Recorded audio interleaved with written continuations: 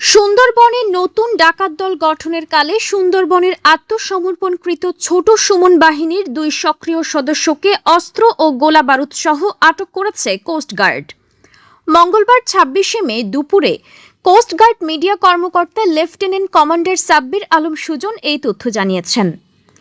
তিনি বলেছেন, বর্তমান সরকারের নির্দেশনায় সুন্দরবন অঞ্চলে সক্রিয় সকল বনদস্যু বাহিনী নির্মূলের লক্ষ্যে বাংলাদেশ কোস্ট গার্ডের নেতৃত্বে operation restore piece in Sundarban এবং অপারেশন ম্যানগ্রোভ শিল্ড নামে 2টি বিশেষ অভিযান পরিচালিত হচ্ছে।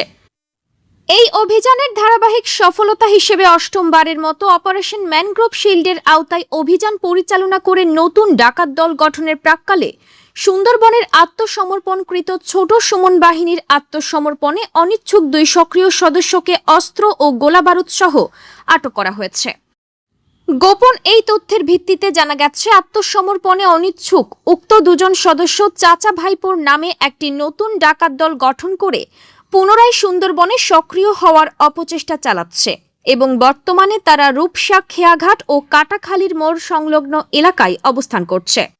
প্রাপ্ত তথ্যের ভিত্তিতে গত 25শে মে সোমবার সন্ধ্যা 7টায় কোস্টগার্ড বেস মোংলা কর্তৃক উক্ত এলাকায় একটি বিশেষ অভিযান পরিচালনা করে উক্ত 2 ডাকাত সদস্য মোহাম্মদ নাজমুল শেখ এবং হানিফ শেখকে আটক করা হয়েছে। এই সময় তাদের কাছ থেকে ডাকাতির জন্য সদ্য প্রস্তুতকৃত চাচা ভাইপোর নাম সম্বলিত 500টি কার্ড উদ্ধার করা হয়েছে।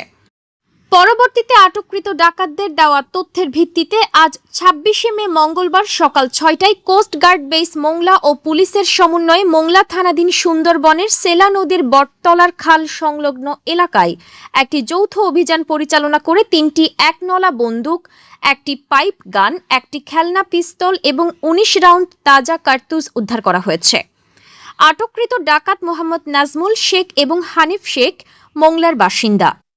তারা দীর্ঘদিন ধরে কুখ্যাত ডাকাত ছোট সুমন বাহিনীর সাথে জড়িত থেকে সুন্দরবন এলাকায় ডাকাতি কার্যক্রম পরিচালনা করে আসছিল।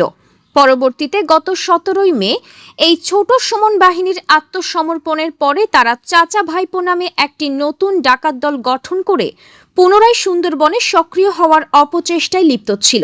অভিযান পরিচালনা করে নতুন ডাকাত দল গঠনের প্রাক্কালে সুন্দরবনের আত্মসমর্পণকৃত ছোট সুমন বাহিনীর আত্মসমর্পণে অনিচ্ছুক 2 সক্রিয় সদস্যকে অস্ত্র গোলাবারুদ সহ আটক করা হয়।